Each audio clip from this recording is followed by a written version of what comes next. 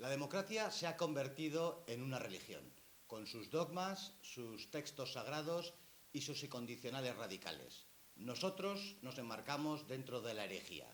Aquí comienza Tablero Internacional.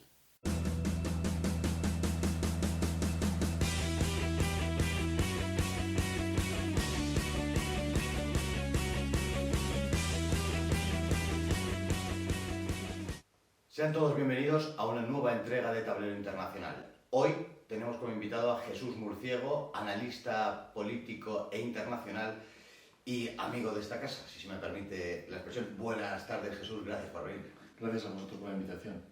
Vamos a ir tocando varios puntos, hemos hecho algunos programas dedicados de exprofeso a cosas muy concretas, pero hoy quería, ya que tenemos la suerte, no vives en España, tenemos la suerte de tenerte aquí, de ir tocando varias cuestiones muy diferentes. Luego entraremos a hablar del Reino Unido, de Estados Unidos, de este tipo de cosas, pero quería comenzar hablando de la democracia. No en vano, tú representas hoy aquí a una asociación que se llama Demos, y que me gustaría que empezásemos por ahí, por el que nos explicaras qué es Demos y cuáles son sus fines. Pues la plataforma Demos es una plataforma para la innovación política que nos hemos tratado como objetivo traer la democracia formal a España. Nosotros sabemos que tenemos una partidocracia que salió de la transición de aquella manera, como salió, francamente muy mejorable, con unos defectos congénitos, y nuestro objetivo es traer la democracia. Y nos hemos marcado un primer objetivo muy claro, que es conseguir la representación política. Conseguir lo que tienen otros países, nada nuevo, inventado hace siglos, y que en España, pues, en la transición se optó por otros sistemas. Se optó por el sistema proporcional, por proporcionar tu voto, proporcionar tus derechos, esto es partirlos, dividirlos, mercadearlos, y nosotros queremos salir de eso e implantar un sistema que sea representativo de verdad, que es el sistema mayoritario anglosajón, con la doble vuelta. Y para ello hemos hecho un estudio a fondo que lo dividimos en tres partes. La primera parte, que es la mía, es la parte de crear un nuevo mapa, dividir España en distritos uninominales, para que la gente vea de verdad cómo sería España con un sistema mayoritario, un sistema que garantice la representación. Y eso es algo muy gráfico que podéis ver los que nos estéis viendo en la página demoslibertad.com. Podéis entrar y buscar vuestro distrito, vuestro representante, si lo conocéis. Pensadlo bien. ¿Quién es nuestro representante? ¿Cómo se llama? Nombre y apellidos. Por ejemplo, el otro día en el Congreso, en la chapuza de la votación de la reforma laboral, un señor llamado Casero, que era de Trujillo, ¿lo conocerían en Trujillo? Era totalmente anónimo. Entonces, si hubiera imagínate que hubiera uno de los escaños del Congreso que pusiera Distrito de Trujillo, y todo el mundo supiera quién es, y a favor de qué vota y en contra de qué vota. Y cuando no vota, a la calle. Eso sería algo, parece muy lejano, pero es como funciona en Estados Unidos y en Reino Unido y en Francia. O sea, es algo muy fácil de traer. Hay que cambiar la ley electoral, que es la segunda parte del estudio. Hay que cambiar la ley electoral, cambiar una serie de leyes y reglamentos, muy bien, pues que se cambien. Incluso hay que cambiar la Constitución, que nos parece, o que te dicen los políticos, que es algo imposible porque hace falta 3/3, 2/4, una locura. Eso sí, llama a Angela Merkel una tarde y al día siguiente, sin que se enteren los diputados, hay que votar que sí. Y votan todos que sí, aunque esté prohibido el mandato imperativo en la Constitución. Todos votan que sí. Así que lo que necesitamos es una presión popular. Y la presión popular tiene que venir de un punto en el que la gente entienda y vea que cómo hubiera cambiado su vida y sus intereses desde el 77 para acá, si hubiéramos tenido un sistema mayoritario. Por eso, la tercera parte del estudio es una simulación de todos los resultados electorales desde el 77 para acá con un sistema electoral. Veríamos si realmente hubiéramos desguazado nuestra industria, hubiéramos desvalijado a órdenes de Europa, que le tocó al PSOE, si realmente el PSOE hubiera tenido esa fuerza que tuvo para desvalijar España, para cargarse nuestra industria, para someternos a un país de segunda en Europa, un país vasallo, o si realmente lo hubiéramos plantado cara o conseguir un acuerdo como el que tenía España en el 73, muy favorable para entrada, sin renunciar a nuestro sector productivo, a nuestro sector ganadero, industrial y todo lo que conocemos. Y luego lo mismo con Aznar.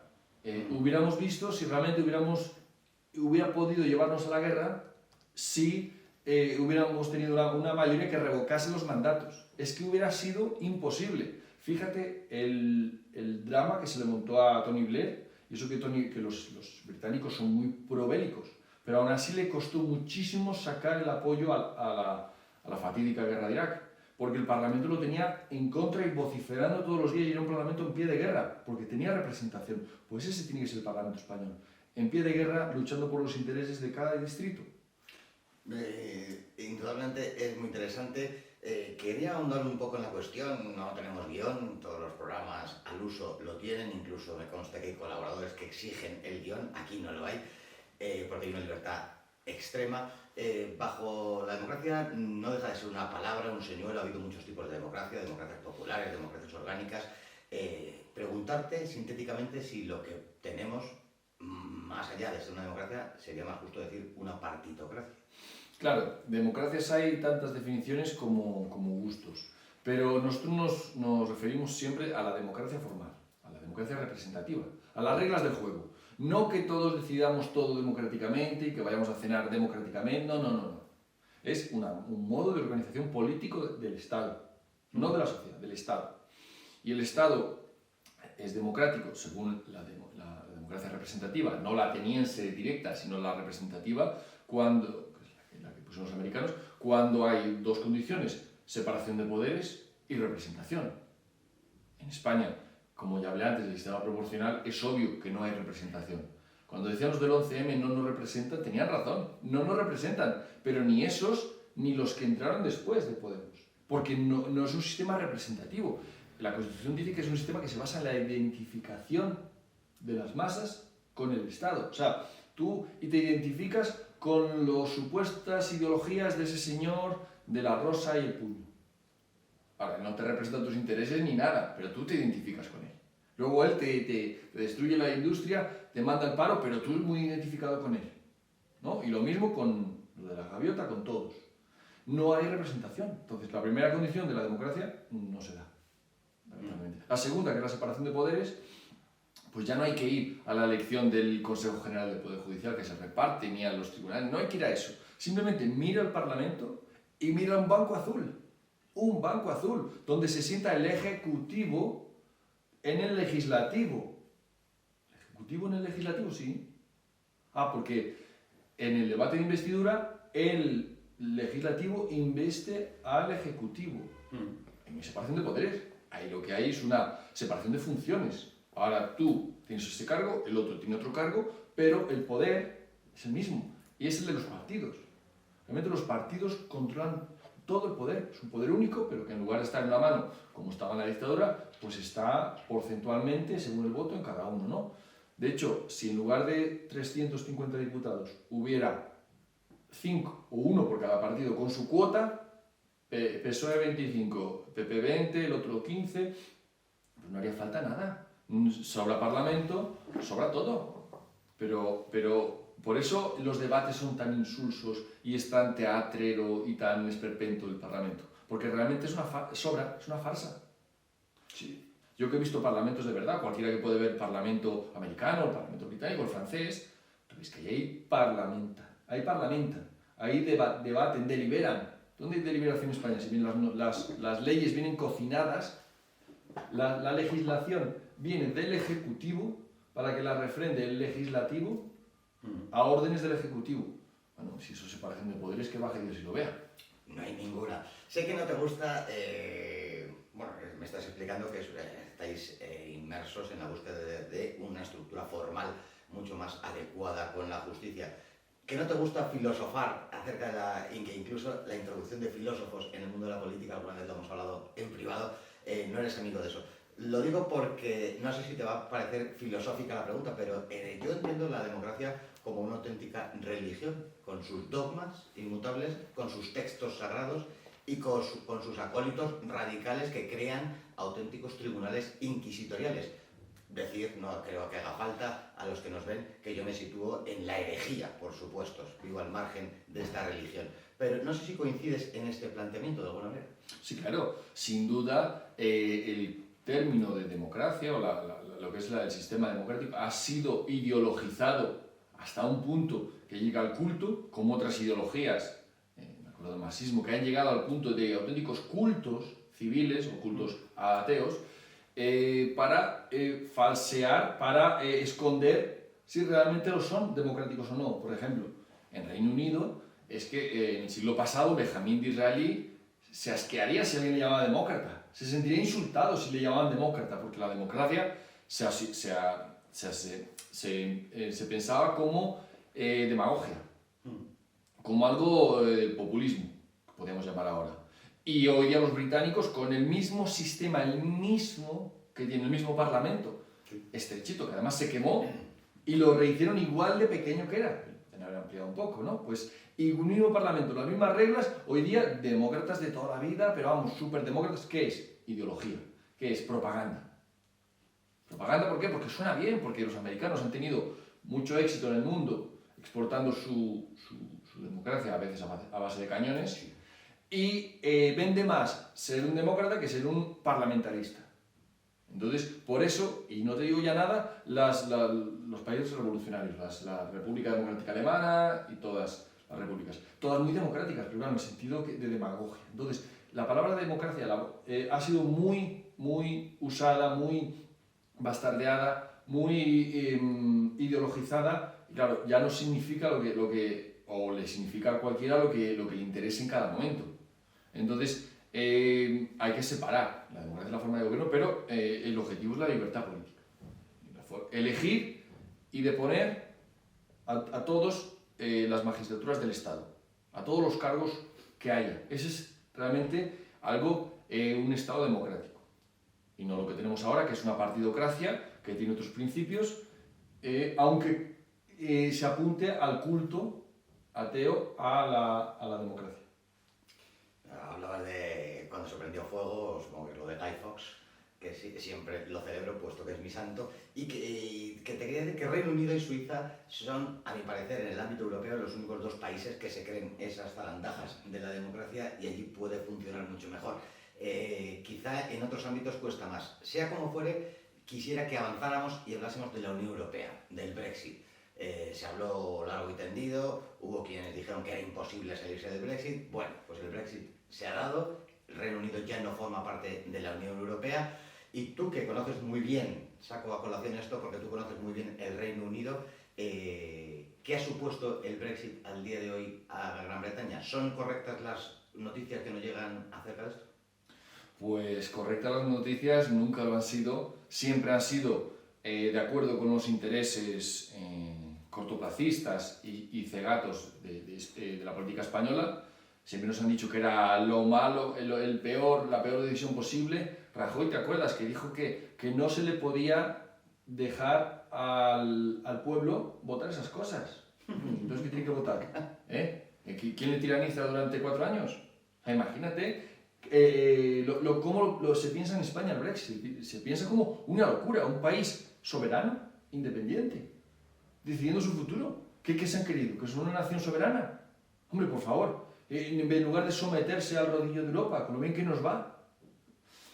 Esta es la posición española. Y, por supuesto, no ha habido noticias positivas nunca. Yo recuerdo cuando estaba allí, cuando hicimos el programa de radio con Antonio García Trevijano, del Brexit, que es que decía David Cameron que él había apostado por mantenerse en la Unión Europea con cabeza, corazón y carrera. Y decía Trevijano, pues se ha quedado sin cabeza, sin corazón y sin carrera, por apostar en contra de lo que quiere la mayoría. Pero hay que ser muy idiota para ponerse delante de un tren. Obviamente, si tienes un sistema partidocrático que la voz de la mayoría nunca se oye y que pastoreas a la gente y la convences de llevarla por el camino contrario a sus intereses, pues sí que se puede hacer. Pero si tienes un sistema representativo, se va a hacer lo que la gente quiera, por lo civil o por lo penal, como decían antes, como decía Revilla con las vacunas. Entonces, se puso del lado equivocado. La gente va a votar. Y luego, cuando se votó, ¿te acuerdas que decían que no, los han engañado, han votado lo contrario, lo que querían? Sí, sí. Ha habido mentiras. Y tú dices, sí, claro que ha habido mentiras. Con lo de la inmigración, muchas mentiras. Pero por el otro lado decían la verdad. Si se iba a caer la economía a los 5 días, que iba a ser un un shock tremendo, iba a ser tal. También había mentiras, porque desgraciadamente la propaganda funciona con mentiras. Pero, o que no había salido de verdad, o bueno, todo tipo de mentiras, y luego entró Theresa May, que era anti-Brexit, declarada, y fue a hacer el Brexit. Claro, ¿qué Brexit? Pues uno en el que cediera, tú cedes y la Unión Europea cede. Y tú cedes y todo el mundo cede. Claro, la Unión Europea lo vio y dijo, ah, sí, pues ahora te voy a explicar yo cómo funciona la democracia, la diplomacia europea. Te voy a hacer como a España, un rodillo y tú tragas todo porque esta es la ley europea. La ley europea dice A, B y C. Claro, los británicos decían, ya, pero nosotros no vamos a cumplir la ley europea. Si nosotros incumplimos la ley europea, ¿a qué tribunal nos vas a llevar si ya estamos fuera de la jurisdicción europea? Entonces, Theresa May se metió en un marrón muy grande, en un fregado muy grande por ceder, compromise, que dicen en inglés, que no es comprometerse, sino poner en un compromiso tus principios. Y ella, en el discurso de despedida, dijo que compromise, ceder, no debe ser una mala palabra en política. Y sí, debe ser una mala palabra, porque fíjate que de la época de Margaret Thatcher siempre abominaba de varias cosas, del consenso, que aquí en España es un valor supremo, y la antipolítica, y de ceder, o sea, de ceder en tus principios. Porque al final el consenso es cuando tú cedes de tus principios, y si tú eres pro algo, no puedes ser anti algo al día siguiente. Tú puedes creer en algunas cosas superfluas, pero en lo fundamental, en los principios, si es que tienes principios, tendrás que mantenerlos. Bueno, o como esta gente que no tiene principios.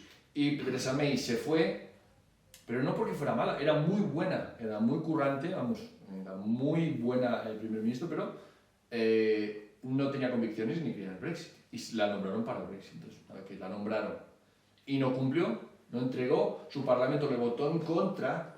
Esto es algo que no se ha visto en España, que te voten en contra tu bancada. Imagínate que el PSOE votara en contra de Pedro Sánchez. No, eso es imposible, porque en nuestra cabeza el Parlamento es una correa de transmisión del presidente. Es lo normal. Hombre, ¿qué partido no vota a favor de su líder? Pues allí no, allí votaron 3 veces en contra y no la echaron como a Margaret Thatcher dentro de su partido en comité, pues porque la fuerza, la presión que hay de los lobbies proeuropeos en Reino Unido es gigantesca.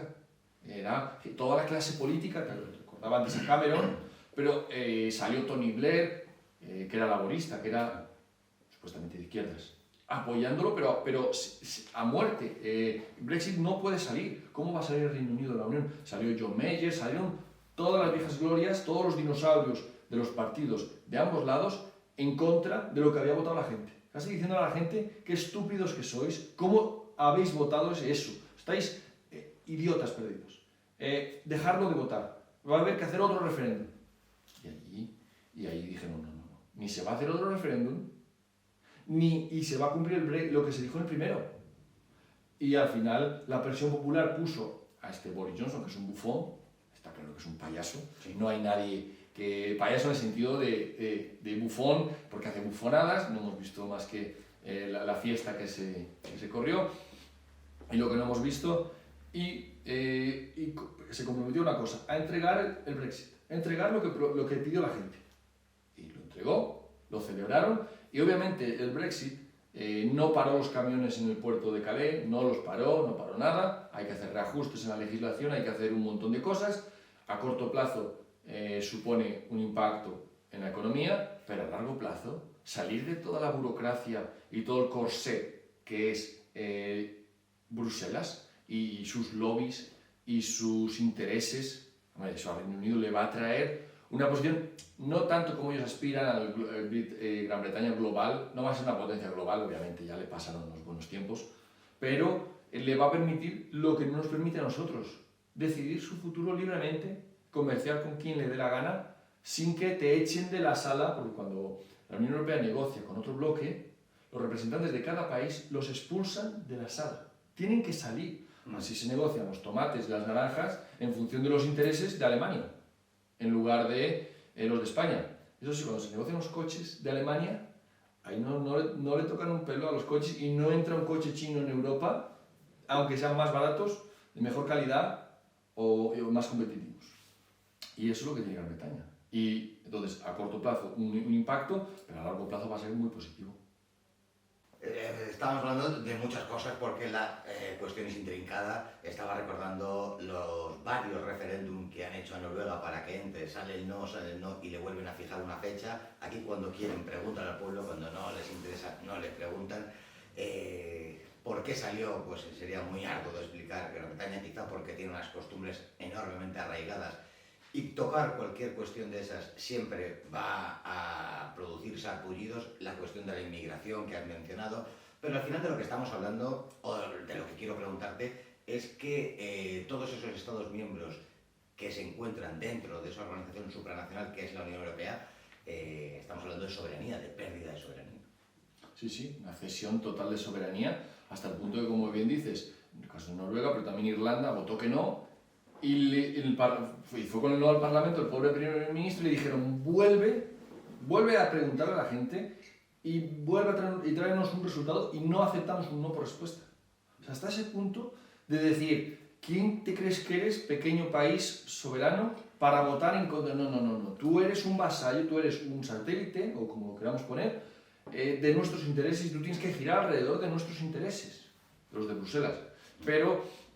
Y todos los países pequeños giran alrededor de Bruselas. Pero, si te das cuenta, con los países grandes, léase Francia y Alemania, funciona distinto.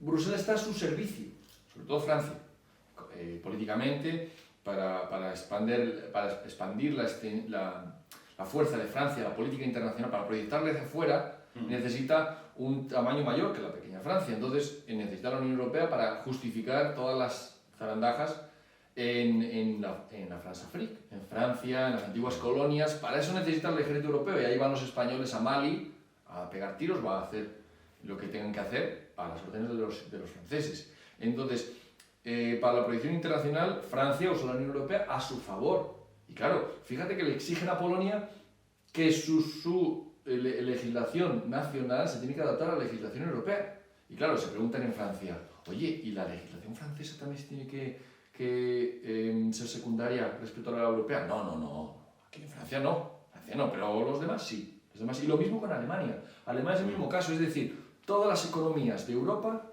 están a los intereses de la Unión Europea, de la potencia central de la Unión Europea, que son ellos. Sí.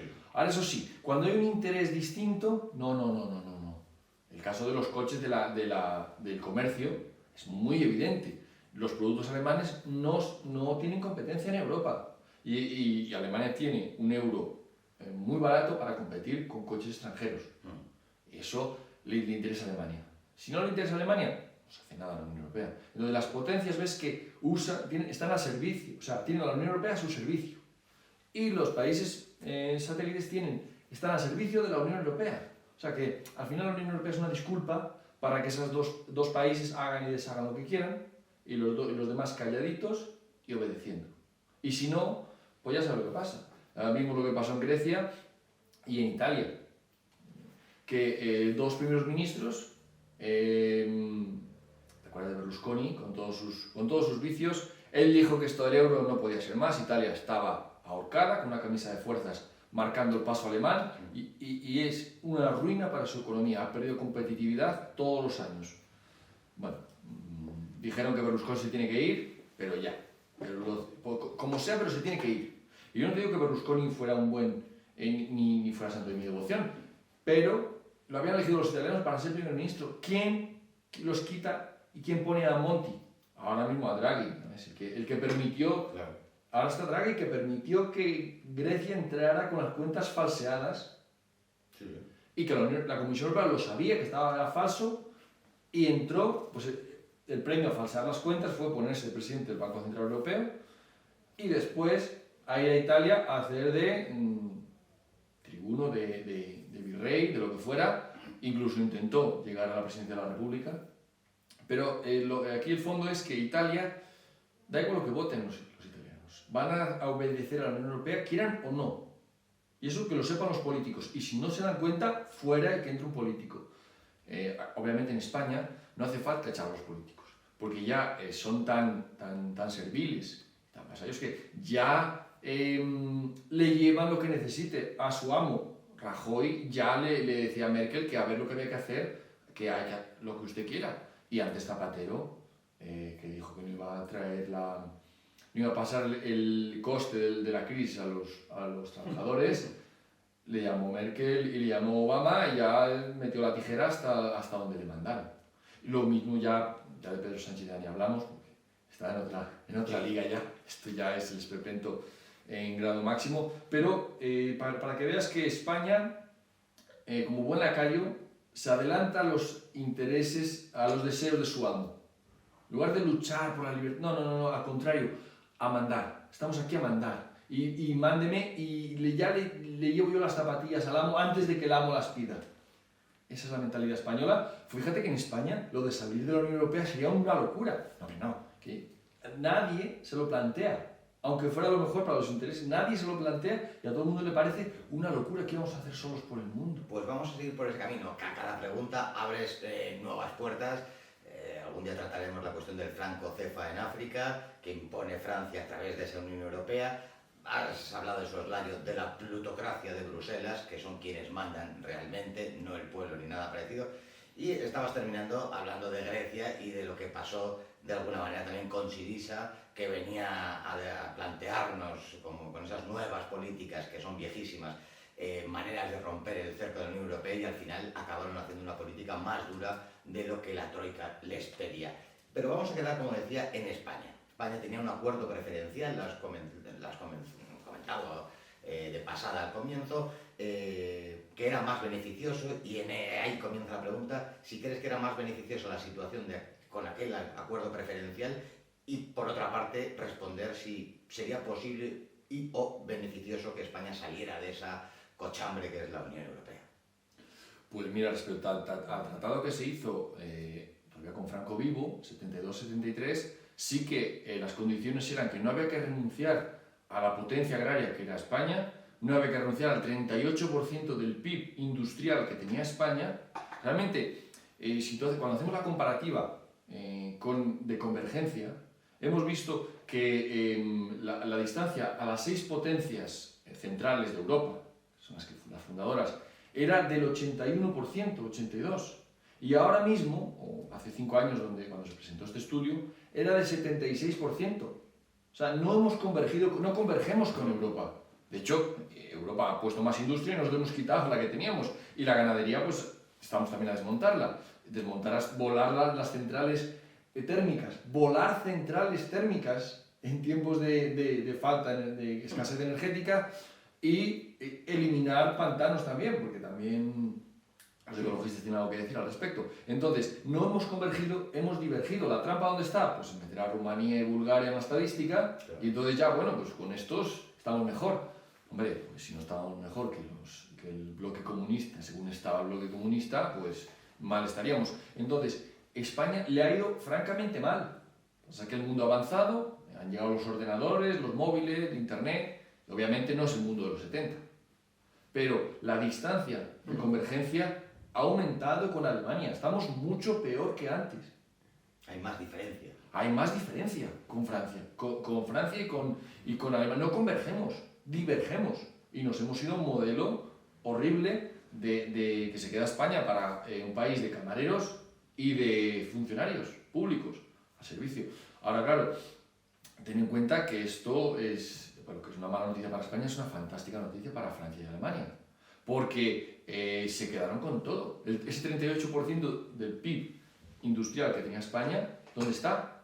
¿Dónde están esas patentes? ¿Dónde está esa industria? Pues se la quedaron Francia, se la quedó Alemania e Italia. Italia que se quedó con la Pegaso, ¿te acuerdas? Con un montón de... Italia Endesa también se quedó, algo se llevó también Inglaterra. Pero es que decían, en los 80 decían que había que correr, que España estaba en venta. Sí. Y se lo vendieron al mejor postor los socialistas. Ahora, cuando sabemos que el PSOE entró en España de la mano del SPD alemán, de la mano del dinero de Flick, que salió condenado, no es que es una teoría, no, salió condenado Flick en Austria. Y a Felipe González le preguntaron con su gracejo. Ni Flock. Eso es. Entonces, cuando sabemos eso, cuando sabemos que llegaron partidas de propaganda en las primeras elecciones del 77 en alemán, o Se pusieron carteles en Barcelona en alemán porque no daba tiempo a traducirlos. Y cuando sabemos también los tejemanejes que tuvieron Felipe González con Suárez negociando el sistema proporcional, ese que tan mal nos viene y que necesitamos cambiar ahora con el diputado de distrito, pues nos damos cuenta de que las potencias situaron a sus peones en primera línea en España y los peones obviamente jugaron a su favor. Es de lógica normal cuando tú colocas a unos agentes del SPD alemán, se llama PSOE, y los pones a gobernar un país, pues ¿qué consigues? Que con un par de maletines, con un pequeño abrelatas, eres capaz de abrir la caja fuerte del Banco de España. Eres capaz de robar la octava potencia mundial, desvalijar una industria que ha costado generaciones y quedar con un país de camareros y de funcionarios, quedar un país arrasado, media España que está vaciada. Por cierto, que los planes del desarrollismo iban por fases, se completaron varias fases, Cataluña, País Vasco, el noreste, pero cuando llegó al noroeste, que estaba ya Asturias con industria, pues esos planes no solo se pararon, sino que se revirtieron. Asturias hoy es parte de la España vaciada, pero no la parte rural, sino la parte industrial. O sea, la España vaciada es también una España industrial. ¿Qué pasa? Pues que no interesa una España desarrollada, ¿para qué? No. Que quede la costa bien y después lo otro un paraíso natural perfecto para cuando vengan los turistas a visitar el interior y vean qué bonita es España y qué bien se lo pasan aquí. Esa es la mentalidad y eso me recuerda siempre a la anécdota de Historias de la puta mili, si lo lanzamos con el tema de la OTAN, porque en esta película, que es muy graciosa, cuando se reúnen los ejércitos de todo el mundo, de toda la OTAN, a preparar las maniobras militares, pues ya sabes, la RAF británica va a hacer la simulación aérea, los barcos franceses también, los americanos con su ejército de tierra, los alemanes con los Leopard, y claro, estaba José Sazatornil haciendo de representante español y decía, bueno, perdona, pero nosotros los españoles que hemos puesto aquí, que somos anfitriones, ¿qué vamos a poner? Esperábamos un papel protagonista en esto, ¿no? Y le dicen los americanos, claro, hombre, por supuesto, España va a poner lo más importante, ese sol y esa tortilla de patatas. ¿Qué sería de nosotros sin ella? Y un poco esa es la moraleja de esta historia, que lo mismo vale para la OTAN que para la Unión Europea. Muchas veces he dicho que España es el bote sifónico de Europa. Efectivamente, se designó que los españoles cumpliésemos las funciones de camareros, telefonistas y prostitutas. Y esto, quien nos vea puede creer, al oír esta conversación, que cargamos las tintas al Partido Socialista. Hubiera estado quien hubiera estado, o se hubiera hecho porque esto está ordenado desde esa plutocracia de Bruselas. Abres el velón de la OTAN y siquiera sucintamente ahora ha vuelto a la palestra la cuestión de la OTAN por el supuesto futurible y fantasmal conflicto en Ucrania. España, ¿qué papel desempeña en la OTAN? Y más allá de eso, si España fue acertado que entrase, no nos va ni nos viene conflictos como el de Ucrania. Por supuesto, el papel de la OTAN, más allá de la anécdota que he contado de esta película, es aún peor, porque somos un socio no fiable cuando estaba Aznar, que bien decías, cuando estuvo el PP, el otro partido, completó la venta de Telefónica, de la privatización, toda la venta de las joyas de la corona a precio de banana a sus amigos. Entonces, lo mismo porque son partidos del régimen, y es el régimen el que está subyugado a la burocracia europea. Entonces, mencionábamos a Aznar, en la época de Aznar, que consiguió unas relaciones personales íntimas con Bush, para tomar decisiones erróneas, pero no cabe duda que la relación personal era única en décadas con Estados Unidos. Lo que hizo Zapatero, más allá de estar en lo correcto ideológicamente, las formas que hizo, quedó como un traidor a sus aliados. Entonces, ese papel de aliado, de socio no confiable, nos lo hemos mantenido hasta ahora. Y yo recuerdo que Obama vino porque Bush no quiso ni venir a verle la cara a Zapatero.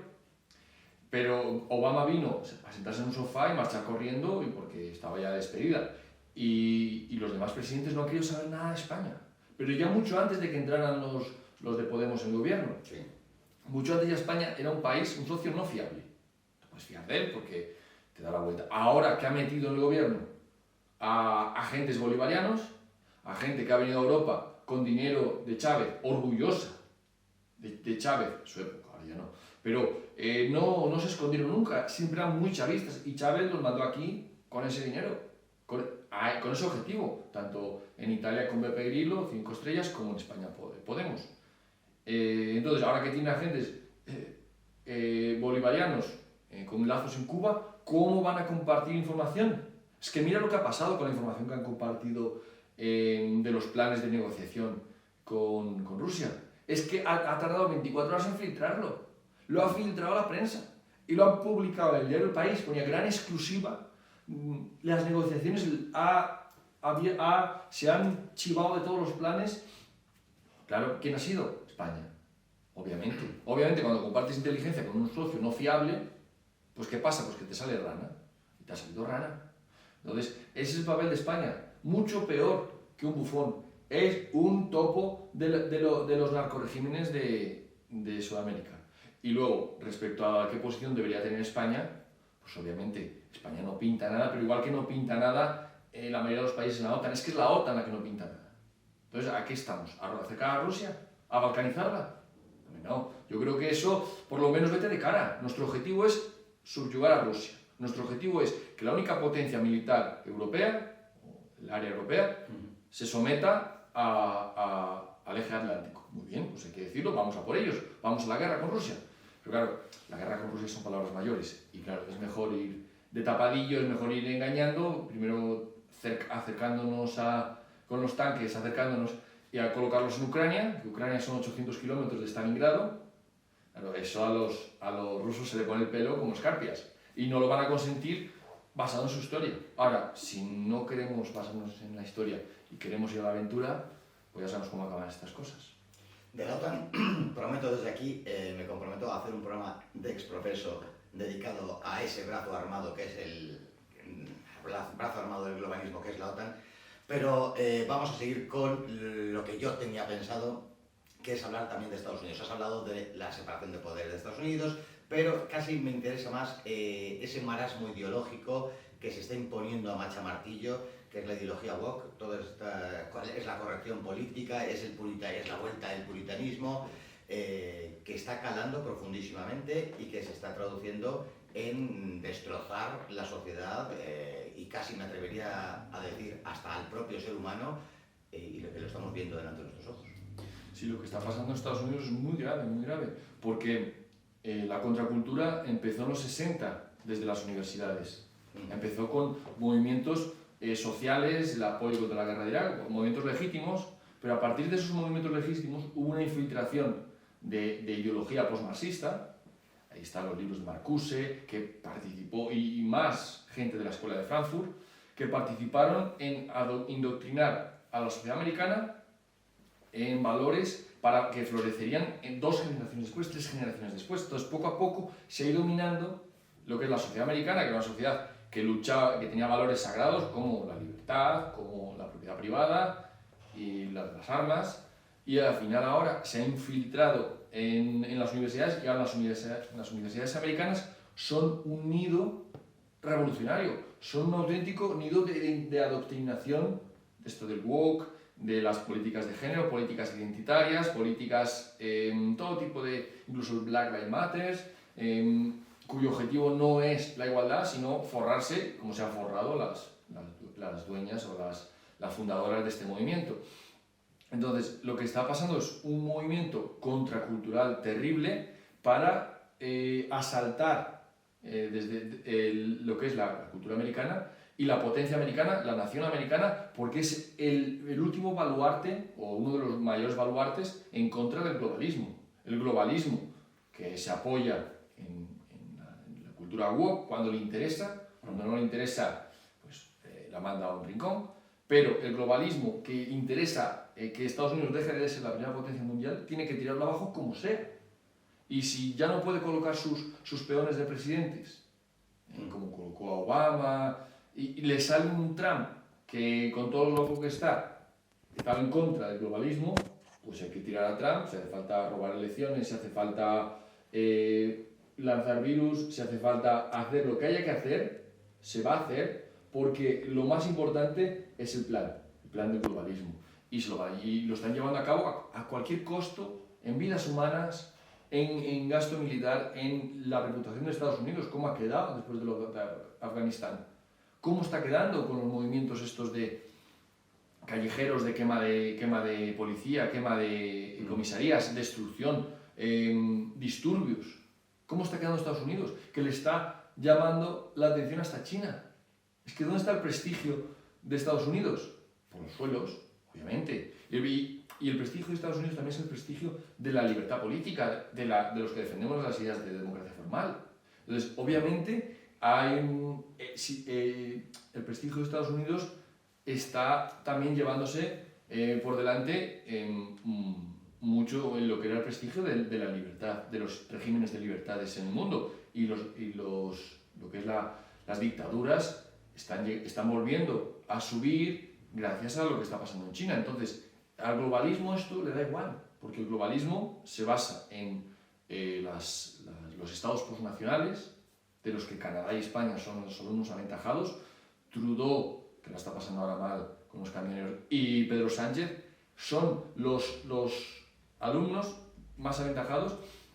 Y como decía el foro de Davos, su fundador Klaus Schwab, dice que hemos puesto a muchos líderes europeos y americanos, el de Argentina, Macri, el de Canadá, Trudeau, pero de lo que estamos más orgullosos es de tener el 50% de los gabinetes, de los gobiernos en nuestras manos. Trabajan para nosotros. Por eso, Pablo Casado, siendo un inútil, incapaz de sacarse una asignatura en la carrera, pues fue elegido joven político europeo del año. Ya le están diciendo, ponte tú, aunque en su partido sea un incapaz, aunque haya gente mucho más válida, pero él ha sido elegido igual que fue elegido Pedro Sánchez. Entonces, una vez que están elegidos ya por fuera, ¿qué más da lo que hagan aquí? Veo que nos van quedando, además que me van molestando con ese pandemón del móvil, veo porque la hora nos dice que vamos a ir terminando.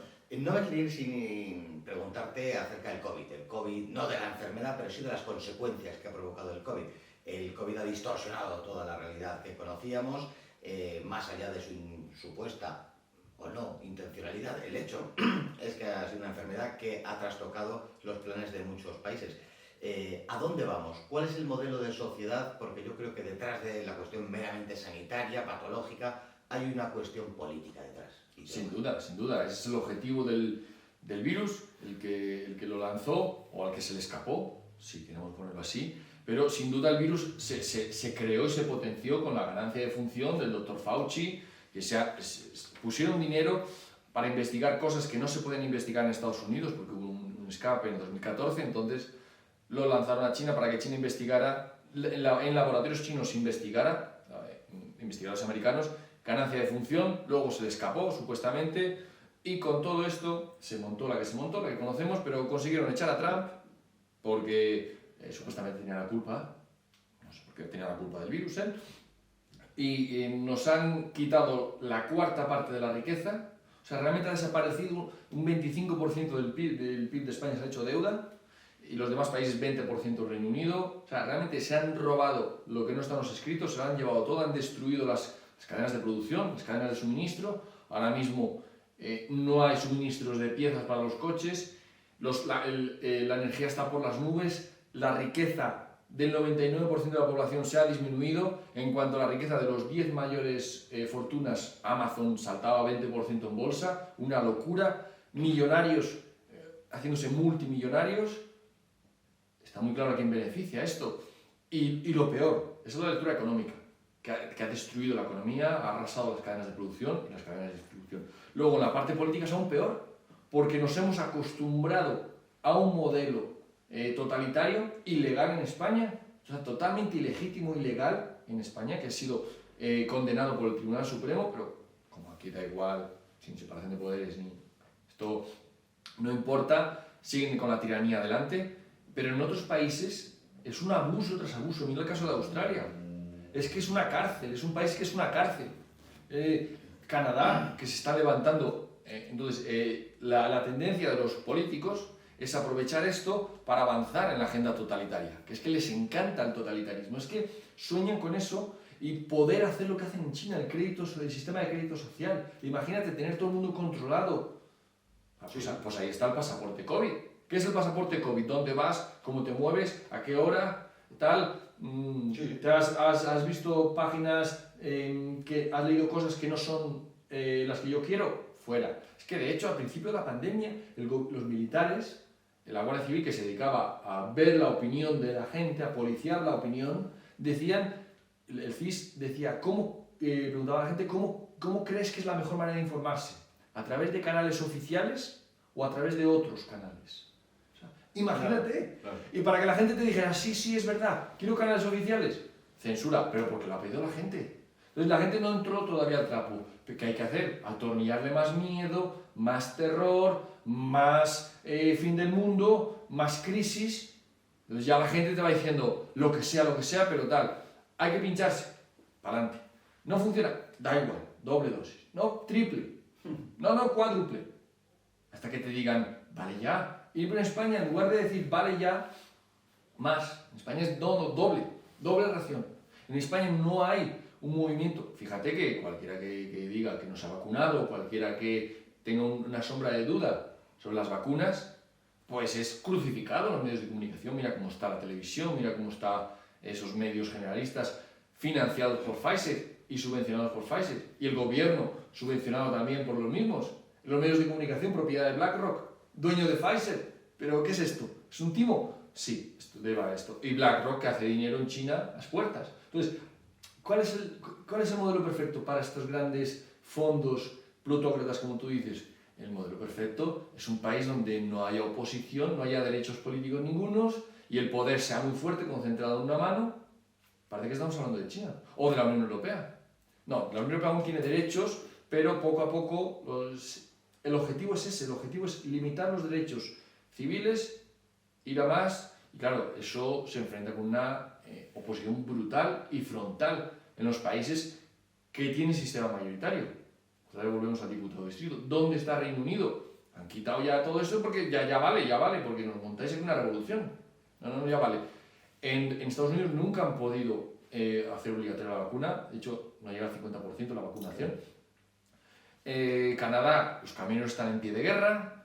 Europa no salen las manifestaciones en la televisión, pero están en pie de guerra, están luchando contra lo que es una dictadura sanitaria global y están luchando. Y poco a poco los nórdicos ya han quitado las medidas restrictivas, aparte de porque no funcionan, que son inconstitucionales. Entonces, poco a poco va a venir un tsunami y esto va a ser pues como cuando Napoleón. El ogro se ha escapado, cuando llega a París, nuestro gran líder emperador, entonces el día que, o como Franco, sin ir más lejos, cuando llegue el día de que mandan quitar todas las restricciones, porque esto vendrá de arriba, bueno, los de aquí de España, ya sabes, más papistas que el Papa siempre, nosotros en contra de las restricciones de toda la vida, y cuando piden las restricciones, nosotros a favor de las restricciones de toda la vida. Sí. Entonces, vendrá ese momento, yo tengo mucha esperanza de que llegue pronto ese momento, gracias a lo que se hace fuera. Algo bueno tiene que tener que España esté en Europa y no en otro continente. No solo nos vienen malas influencias, pero también nos vienen buenas influencias. Y el espíritu de lucha contra esta dictadura sanitaria global es muy fuerte en Europa y se impondrá en todo el continente. Espero que más pronto que tarde. Inquietante panorama sobre China. Será el siguiente programa que haremos aquí en Tablero Internacional. Muchísimas gracias, Jesús Murciego, por haber estado con nosotros, de verdad. A vosotros, un placer. Y hasta aquí hemos llegado en el programa de hoy. Espero que haya sido de su agrado. Solamente nos queda conminarles a que estén con nosotros en la siguiente entrega y hasta entonces.